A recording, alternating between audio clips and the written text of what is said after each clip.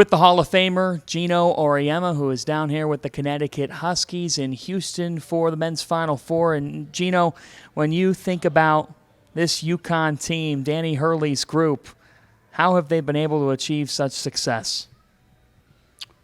The success has come from the incredible work ethic that Danny has and his staff, the attention to detail that they have, the ability to bring in terrific kids who are terrific players who play so well together. And everybody talks about the transfer portal and how bad it is. And the bottom line is it is what it is, and he's used it perfectly to bring in exactly what he needed to blend in with the guys that he already had.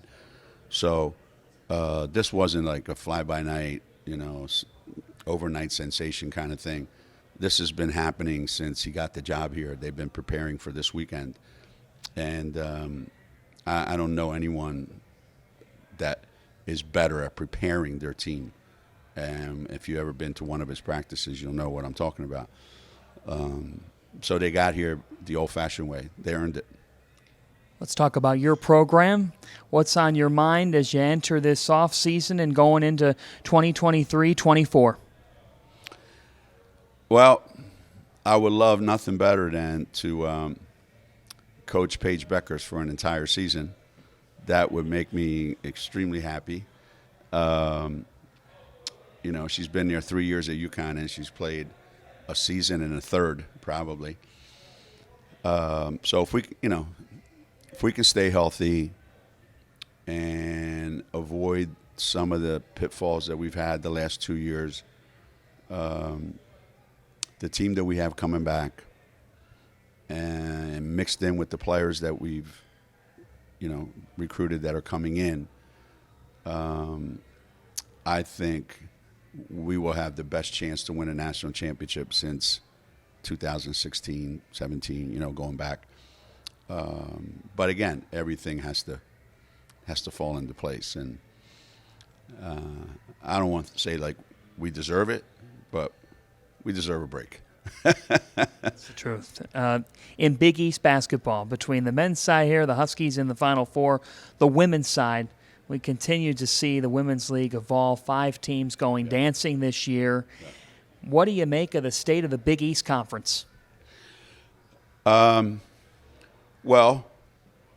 back in the day, we had 8 or 9. The men had 10. I mean, we had something like 19 out of 32 teams in the NCAA tournament. It's a ridiculous number, right? And then that went away, and we had to rebuild it. And we weren't a part of the rebuilding. But they were really good during the rebuilding. Villanova won a couple of championships. We had a couple number 1 seeds, Xavier and Villanova. And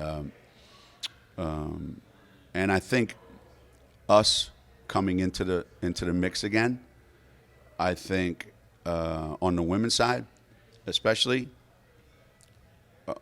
we elevated the national profile. Every time you played UConn, you had an opportunity to make a statement, like Marquette did this year, like St. John's did this year. And I think that's only going to get better and better and better as the coaches in our league go out and recruit and say, hey, you come here, you're going to play UConn twice every year, and maybe in the Big East tournament, and you can use Lopez Seneschal as an example. She was at she was at Fairfield, and everybody was like, yeah, there's a kid over there who's pretty good. Then she comes to our place, and they go, wow, she's really good. So I think that the schools in our league have been good, but nobody really knows how good, and now they're starting to see them nationally and realize you don't want to play some of our teams in the NCAA tournament. Geno, thanks for the time. Best of luck to the Phillies on a great season. The worst thing about being down here is everywhere I go, I see guys in Houston Astros uniforms, and it just burns me up, But you know what's great? We're down here. They have opening day, and nobody cares because the Final Four's here. I love it. Defending World Series champions, and nobody cares. I love it.